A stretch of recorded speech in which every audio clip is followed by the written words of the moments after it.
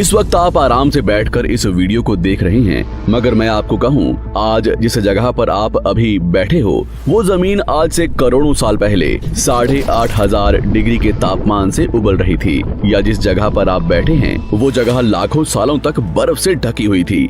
ये दोनों बातें सच हैं। इस 15 मिनट की वीडियो के अंदर आप पृथ्वी के 450 करोड़ साल के सफर को देखने वाले हैं। जिस जगह आज हमारा सौरमंडल है, वहाँ विभिन्न प्रकार की गैस और धूल के बादल हुआ करते थे। वैज्ञानिकों के मुताबिक इन धूल के बादलों से दूर एक तारा हुआ करता था। वक्त के साथ साथ उस तारे की ऊर्जा कम होने लगी, जिसके कारण उसके अंदर एक विशाल विस्फोट हुआ। विस्फोट की वजह से अंतरिक्ष की ये धूल एक दूसरे से दबने लगी। इस दौरान बादलों में स्थित धूल के कण दबाव और गर्मी के कारण बड़े उल्कापिंड और पत्थरों में परिवर्तित हो चुके थे, और इसी दबाव की वजह से इन बादलों में स्थित रेडियो एक्टिव पदार्थ ने ग्रेविटी का निर्माण किया। इस ग्रेविटी के कारण बीच में हाइड्रोजन और हीलियम इकट्ठा होने लगे। बीच के इस भयंकर दबाव के कारण एक विशाल विस्फोट हुआ, और इसी विस्फोट के कारण हमारे सूरज का जन्म हुआ। अंतरिक्ष में फैले एस्टेरॉयड यानी क्षुद्र ग्रहों में भारी वजन की वजह से सूरज के करीब आकर सूरज की परिक्रमा करने लगे। धीरे धीरे इन्हीं एस्टेरॉयड में भारी टकराव हुआ, जिसके फलस्वरूप मरकरी, विनस, अर्थ और मार्स जैसे ग्रहों का निर्माण हुआ। वैज्ञानिकों के मुताबिक उस वक्त पृथ्वी और मार्स यानी मंगल ग्रह के बीच थिया नामक ग्रह सूरज की परिक्रमा किया करता था। पृथ्वी पर ग्रेविटी होने की वजह से सूरज की परिक्रमा करने वाले एस्टेरॉयड अब पृथ्वी की परिक्रमा करने लगे, और धीरे धीरे करोड़ों सालों तक ये पृथ्वी पर गिरते रहे। और ऐसी घटना हमारे पड़ोसी ग्रह थिया पर भी हो रही थी, जिसके कारण थिया पृथ्वी के और करीब आने लगा और आकर पृथ्वी से टकराया। इस भयंकर टकराव की वजह से पृथ्वी के हिस्से कणों के रूप में अंतरिक्ष में फैल गए और एक रिंग्स की तरह पृथ्वी की परिक्रमा करने लगे। इन्हीं परिक्रमा करते हुए कणों में टकराव होने लगा, जिसके कारण हमारे चांद का निर्माण हुआ।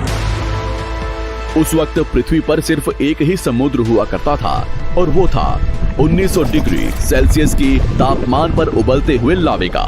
उबल रही थी वो सारी चीजें जिसे आज आप अलग अलग नाम से जानते हैं। वक्त के साथ साथ पृथ्वी धीरे धीरे ठंडी हो रही थी, जिसके कारण पृथ्वी के भारी तत्व जैसे धातु और रेडियो एक्टिव पदार्थ पृथ्वी के केंद्र में जाकर इकट्ठा हो गए, और हल्के पदार्थ पृथ्वी की सतह पर आ गए। लाखों सालों तक पृथ्वी पर उल्कापिंडों की बरसात हुई, और इन गिरते हुए उल्कापिंडों में जमा था नमक, मिनरल्स और पानी। करोड़ों सालों तक इन उल्कापिंडों की बरसात होती रही, और धीरे धीरे पृथ्वी की ऊपरी सतह पानी से ढकने लगी। वैज्ञानिकों के मुताबिक यही वो वक्त था जब दूर गहरे पानी के अंदर निकलते ज्वालामुखियों से पहली बार सूक्ष्म जीवों का निर्माण हुआ। लाखों सालों बाद एक वक्त ऐसा आया जब पृथ्वी की पूरी सतह पानी से ढक चुकी थी। हमारी पृथ्वी के सबसे अंदर का कोर रेडियो एक्टिव पदार्थ से बने होने की वजह से हरदम गर्म होता रहता है, लेकिन जब भी पृथ्वी की ऊपरी जमीन ठंडी हो जाती है, तब पृथ्वी के अंदर की गर्मी बाहर नहीं निकल पाती, जिसके कारण ज्वालामुखियों का निर्माण होता है। और उस वक्त कुछ ऐसा ही हुआ। पानी से ढकी हुई पृथ्वी पर हजारों की तादाद में ज्वालामुखी निकलने लगे, और आने वाले लाखों सालों तक इन ज्वालामुखियों का निकलना जारी रहा, जिससे पानी के ऊपर जमीन का निर्माण हो रहा था।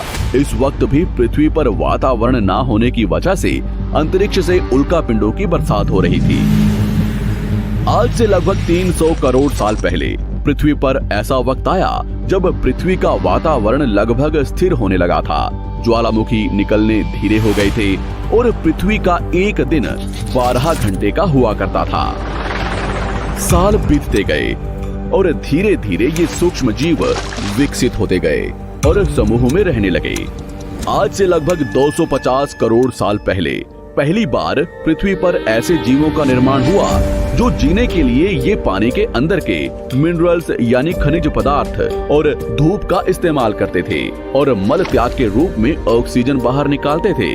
इस वक्त तक पृथ्वी पर ज्यादातर ज्वालामुखी निकलने बंद हो चुके थे, और इन माइक्रोबैक्टीरिया की वजह से वातावरण में ऑक्सीजन की मात्रा बढ़ रही थी। वातावरण में ऑक्सीजन बढ़ने की वजह से पृथ्वी का वायुमंडल बनना शुरू हुआ, और आने वाले हजारों सालों तक वातावरण में ऑक्सीजन की मात्रा बढ़ती रही। जिसकी वजह से पृथ्वी के ज्यादातर हिस्सों में ये सूक्ष्म जीव फैल गए।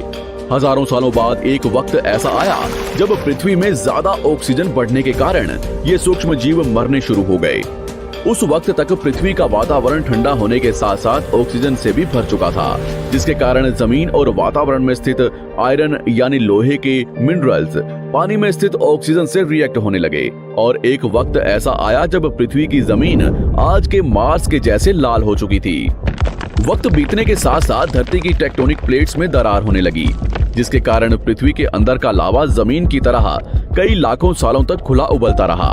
और यही वो कारण था जिसके कारण पृथ्वी के वातावरण में कार्बन डाइऑक्साइड की मात्रा बहुत बढ़ गई और पृथ्वी पर एसिड की वर्षा शुरू हो गई। एसिड रेन की वजह से पृथ्वी का तापमान घटने लगा और तापमान इतना घटा कि पृथ्वी के ऊपर स्थित पानी बर्फ में परिवर्तित होने लगा। पृथ्वी पर पहली बार भयंकर आइस एज आया। इस वक्त पूरी पृथ्वी सफेद बर्फ से ढक चुकी थी। आमतौर पर जब धरती पर सूरज की किरणें गिरती हैं, तब जमीन उन किरणों को सोख लेती है, मगर क्योंकि पूरी पृथ्वी बर्फ से ढक चुकी थी और क्योंकि बर्फ सफेद और चमकीली होती है, जिसके कारण सूरज की किरणें धरती पर गिरने के बाद वापस चली जाती थी। इसी कारण से पृथ्वी कई लाखों सालों तक बर्फ से ढकी रही, मगर फिर से पृथ्वी के अंदर स्थित गर्मी ज्वालामुखी के रूप में निकलना शुरू हो गई और इन ज्वालामुखियों से निकलने वाली गर्मी ने बर्फ को पिघलाना शुरू कर दिया। इसी बीच पृथ्वी की गहराई में बचे कुछ सूक्ष्म जीव धीरे धीरे बदल रहे थे और अब वो ऑक्सीजन को अपने शरीर को बड़ा और जटिल बनाने के लिए इस्तेमाल करने लगे थे। इस बीच पानी में अलग से भी छोटे समुद्री पौधे निकलने शुरू हो चुके थे। बाहर जैसे जैसे ज्वालामुखी निकल रहे थे, वैसे वैसे वातावरण कार्बन डाइऑक्साइड की वजह से गर्म हो रहा था। वक्त के साथ साथ बर्फ तो पिघलने लगी, मगर धरती पर फिर से एसिड की वर्षा शुरू हो गई, जिसके कारण फिर पृथ्वी ठंडी होने लगी और फिर पृथ्वी की ज्यादातर सतह बर्फ से ढक गई। ऐसा बार बार कई हजारों सालों तक होता रहा और इसी कारण से अब समुद्री जीव धीरे धीरे वातावरण के हिसाब से विकसित हो रहे थे। इस बीच कई सारे जीव और समुद्री जंगल्स विलुप्त हो गए, मगर जो बच गए वो धीरे धीरे पृथ्वी के बदलते तापमान के हिसाब से ढलते गए और अब हजारों सालों बाद समुद्री पेड़ बर्फ की वजह से पूरी तरह से मरते या सूखते नहीं थे। अब सूक्ष्म जीव समुद्री जीव बन चुके थे। जब फिर से ज्वालामुखियों ने पृथ्वी की बर्फ को पिघलाना शुरू किया, तब ये समुद्री पेड़ जल्दी विकसित होकर फैल गए। धीरे धीरे वातावरण में ऑक्सीजन की मात्रा बढ़ने लगी और पृथ्वी पर होने वाली एसिड की वर्षा कम होने लगी। वातावरण में ऑक्सीजन आने की वजह से पृथ्वी की ओजोन लेयर्स मोटी होने लगी और आज से लगभग 47 करोड़ साल पहले पृथ्वी की ऊपरी सतह पर पहली बार मोसोस नामक प्लांट उगना शुरू हुआ। वक्त के साथ साथ जमीन पर अलग अलग प्रकार के पौधे और पेड़ उगना शुरू हुए। एक वक्त ऐसा आया जब जमीन के पेड़ों की लंबाई लगभग 80 से 100 फीट जितनी या आज के 5 से 6 मंजिला बिल्डिंग जितनी ऊंची हो चुकी थी। ये वो वक्त था जब समुद्री जानवर समुद्र से बाहर निकल रहे थे और जमीनी जानवरों में परिवर्तित हो रहे थे। धरती की ज्यादातर जमीन एक जगह इकट्ठी हो चुकी थी, जिसे आज हम पैंजिया महाद्वीप के नाम से जानते हैं।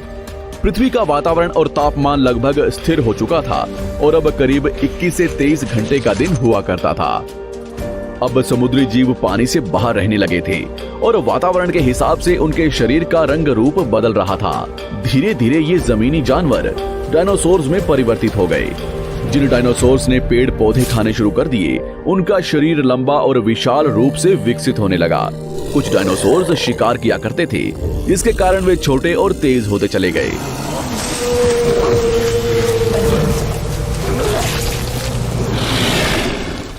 पृथ्वी की ऊपरी जमीन एक जगह इकट्ठी होने के कारण ज्यादातर जमीन रेगिस्तान और बंजर हो चुकी थी। ज्यादातर जंगल समुद्र के करीब हुआ करते थे, जिसमें डायनासोर्स रहा करते थे। आज से लगभग 20 करोड़ साल पहले पैंजिया महाद्वीप टूटना शुरू हो गया।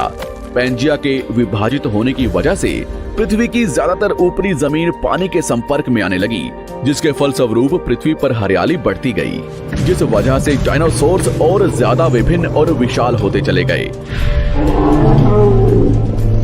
डायनासोर्स ने आने वाले लगभग 20 से 30 करोड़ सालों तक पृथ्वी पर राज किया। उस वक्त डायनासोर्स समुद्र से लेकर जमीन और आसमान तक पूरी पृथ्वी पर राज किया करते थे। इस दौरान अफ्रीका से टूटा भारत सीधे आकर आज के तिब्बत से टकराया और इस टकराव की वजह से हिमालय का निर्माण हुआ।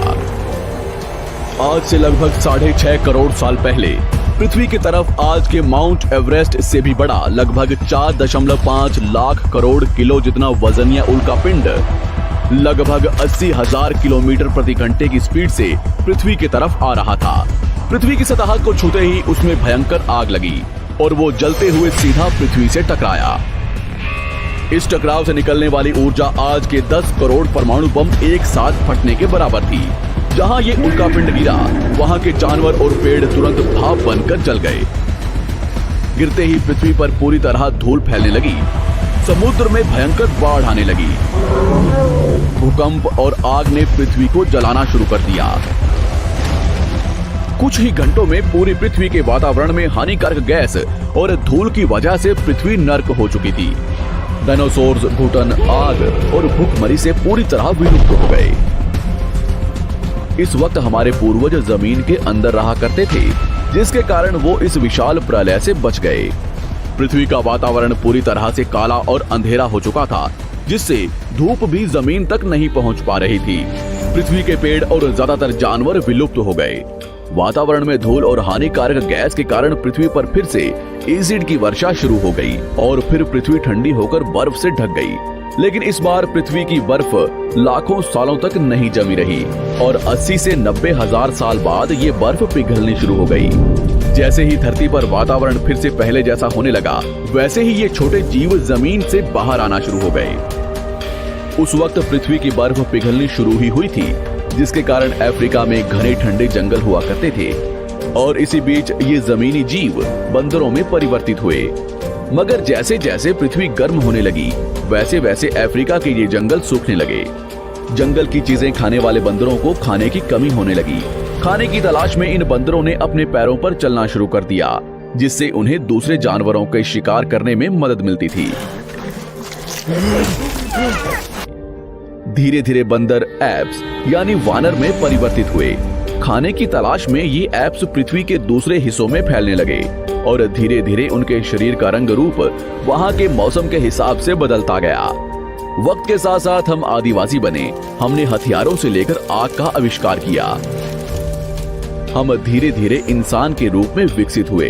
हमने धर्म से लेकर परिवार, भाषा और संस्कृति का निर्माण किया और वक्त के साथ साथ हम विकसित होते चले गए और आज हम इस पृथ्वी की सबसे विकसित प्रजाति बन चुके हैं। पृथ्वी को आज के जैसे बनने में लगभग 450 करोड़ साल का वक्त लगा है और हमें एक छोटे जमीन में रहने वाले जानवर से इंसान बनने में कई लाखों सालों का। मगर हमने इन 100 सालों में जितना पृथ्वी को गंदा और तबाह किया है, उतना आज तक किसी भी प्रजाति ने नहीं किया होगा। हम फिर से धरती को गर्म कर रहे हैं और कार्बन डाइऑक्साइड की मात्रा बढ़ा रहे हैं। वैज्ञानिकों का मानना है कि पृथ्वी पर फिर से विशाल परिवर्तन होने वाला है। भविष्य में पृथ्वी कैसी होगी, जानेंगे हमारी अगली वीडियो